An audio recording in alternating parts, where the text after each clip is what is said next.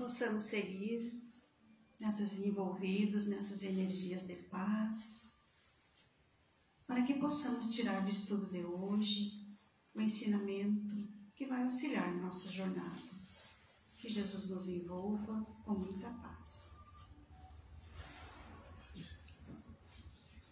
No livro Evangelho segundo o Espiritismo, no capítulo 14, nós vamos encontrar o título Honrai vosso pai e vossa mãe. É um capítulo que nos traz instruções e orientações com relação à família. No item 4, nós vamos encontrar, narrados por Marcos e Mateus, dois evangelistas, uma passagem de Jesus com o título Quem é minha mãe? Quem são meus irmãos? Então, eles nos contam assim. E tendo vindo para casa, reuniu-se aí tão grande multidão de gente, que eles nem sequer podiam fazer sua refeição. Sabendo disso, vieram seus parentes para se apoderarem dele, pois diziam que o perderam o espírito. Entretanto, tendo vindo sua mãe e seus irmãos, e conservando-se do lado de fora, mandaram chamá-lo.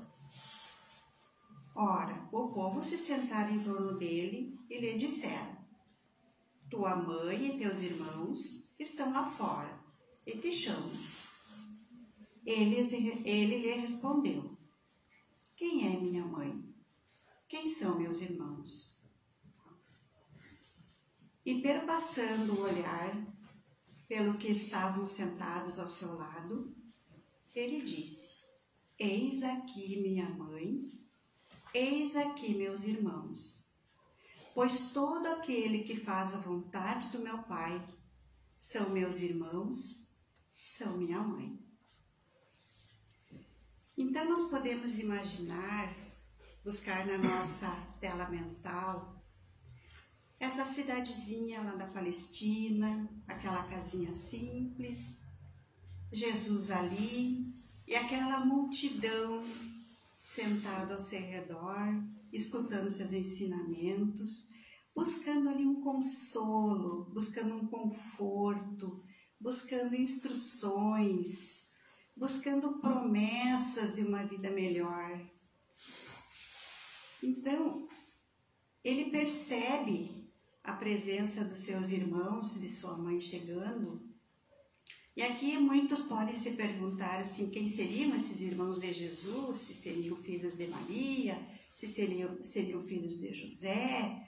Alguns doutrinadores dizem que não seriam irmãos, que seriam primos. Isso não tem a menor importância para nós. O importante é o que o Cristo quer nos mostrar nessa passagem. Então, quando ele pergunta assim, quem é minha mãe, quem são meus irmãos, e ele olha para aquela multidão ao redor dele, com aquela afinidade espiritual, com aquela afinidade com ele, unidos ali no mesmo propósito, ele reconhece aquela família, ele se reconhece naquela família. Então, ele olha para eles e com todo amor ele diz: Eis aqui meus irmãos e minha mãe. Então, ele se identifica com aquela família. Estão ali no mesmo propósito. Então, quando ele fala essas palavras, ele não está em momento algum renegando a família. Ele não está desfazendo da família. É a maneira com que ele mostra que aquelas pessoas que estão ali também são família. Então, ele demonstra com isso a sua independência em relação à sua família. Ele amava a sua família, ele se agradava da sua família, mas ele era independente nos seus pensamentos, porque ele sabia, ele tinha plena certeza do seu propósito aqui na Terra. E qual era o propósito do Cristo? Fazer a vontade de meu Pai. Então ele fala que eu vim para fazer a vontade do meu Pai. Esse é o meu alimento.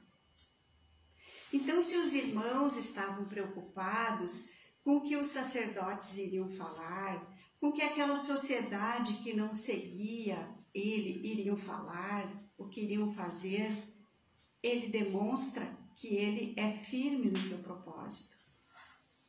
Ele sabe o que ele precisa fazer, ele sabe quais são os anseios da sua alma, quais são os seus objetivos.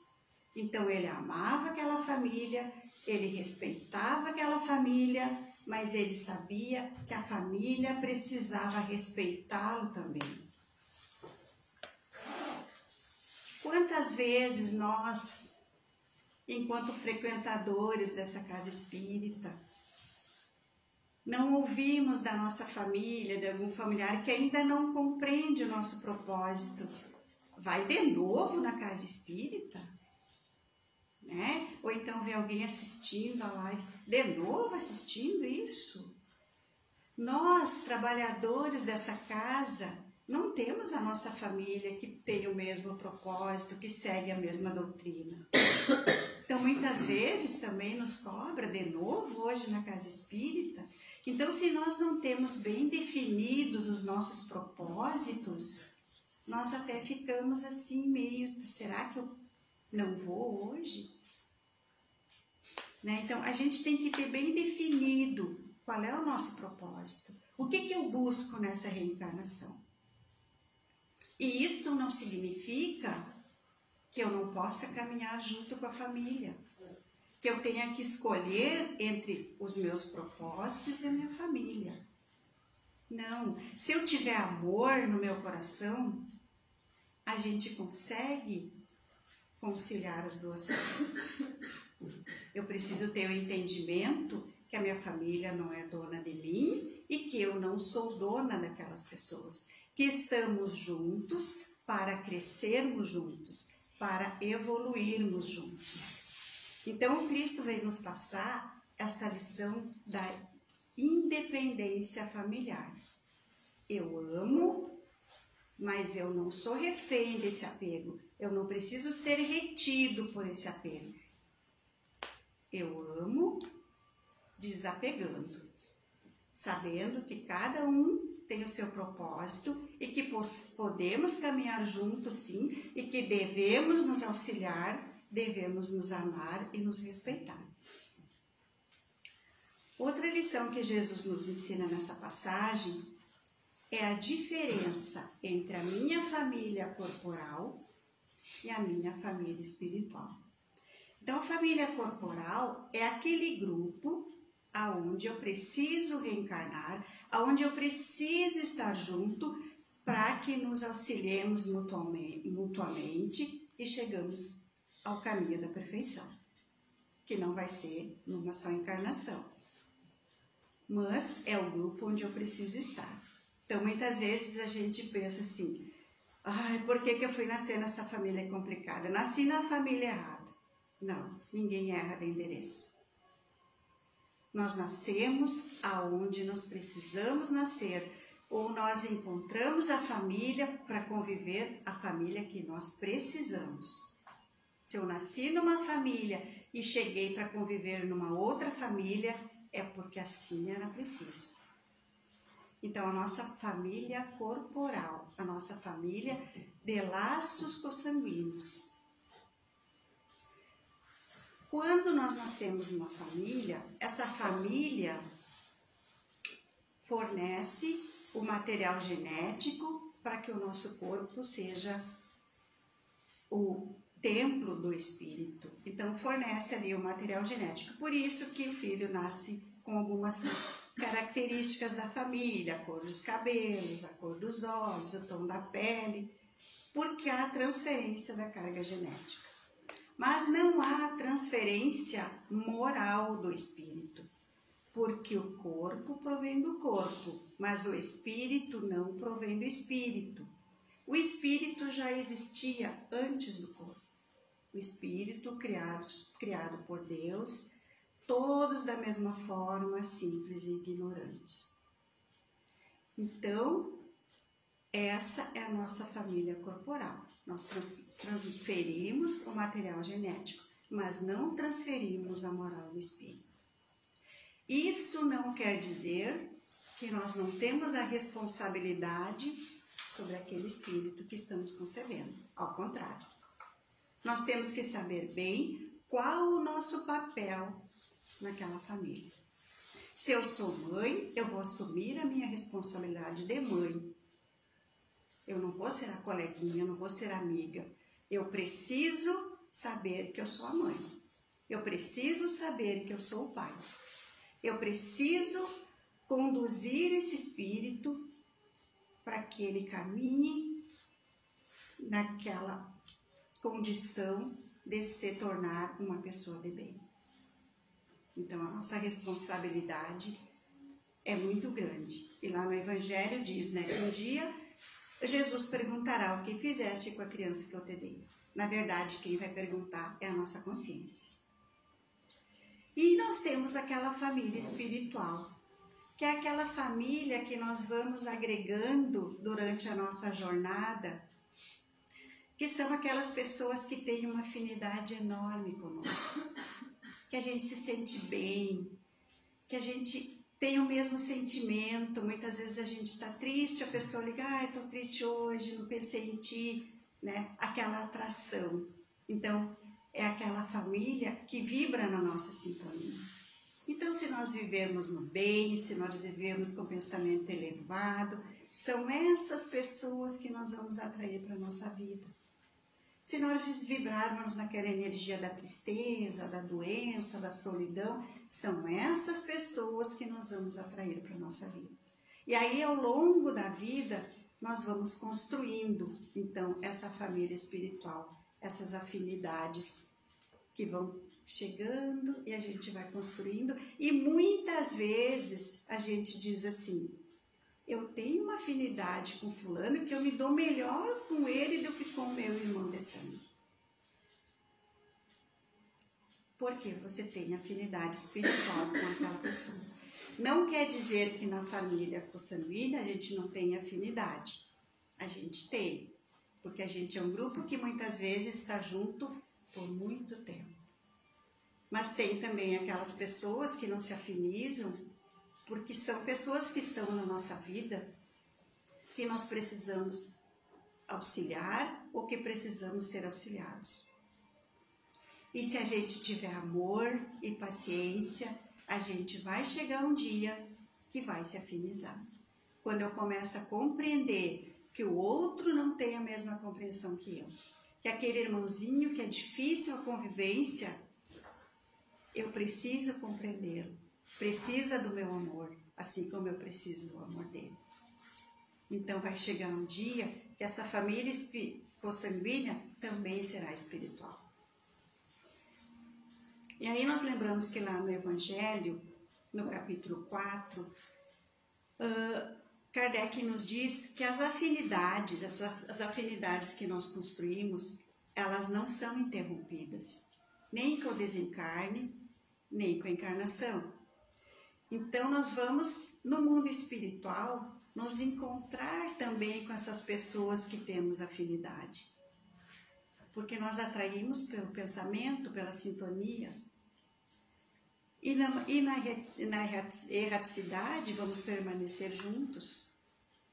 E quando um encarnar, se um encarnar separado do outro, aquele que fica auxilia o que encarnou. Ou então reencarnam juntos para seguir a jornada.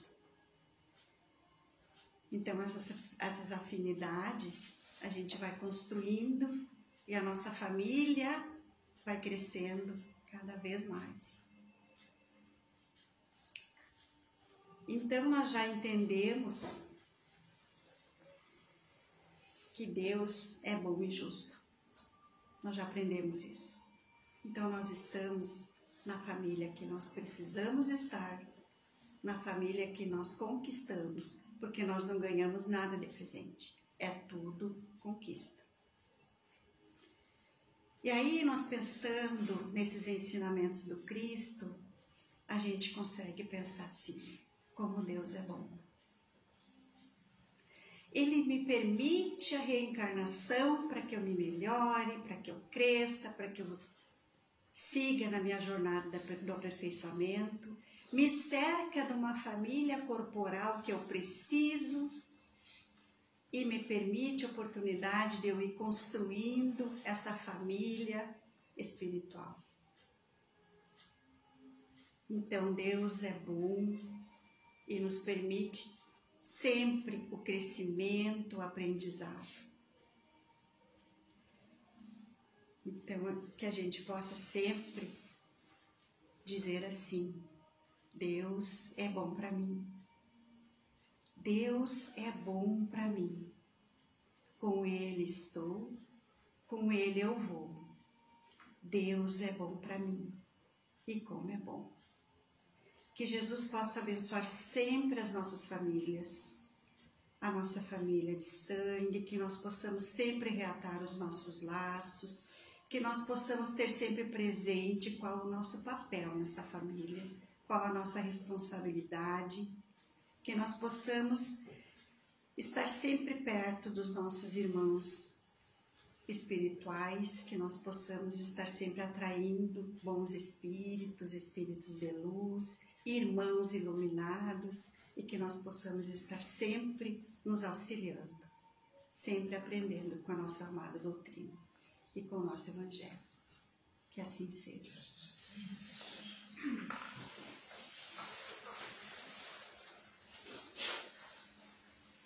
E unidos nesse pensamento, nessa afinidade com o nosso Mestre, que está presente conosco nesse momento, assim como em todos os momentos,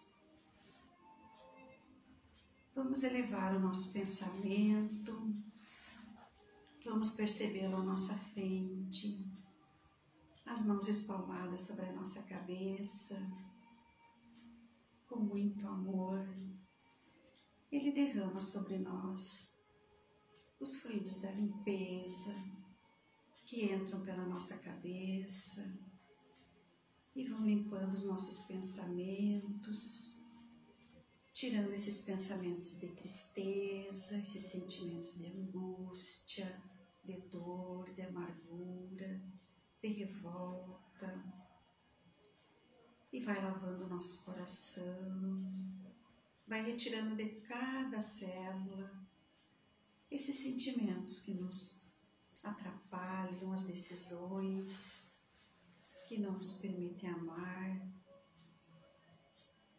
e joga esses fluidos para a terra e volta novamente com as mãos sobre a nossa cabeça e derrama sobre nós esses fluidos em forma de luz que entra na nossa cabeça, organiza os nossos pensamentos, organiza os nossos sentimentos e chega no nosso coração e o enche de amor, de alegria, da vontade de viver, de gratidão. E organiza os nossos órgãos para que eles trabalhem em sintonia e reenergiza todas as nossas células. Jesus nos faz fortes, corajosos. Estamos preparados para seguirmos a nossa jornada. E com o nosso coração cheio de amor e de luz, nós agradecemos. Obrigada, Jesus. Obrigada, Pai, por ser tão bondoso conosco, pela vida, pela família. Muito obrigado.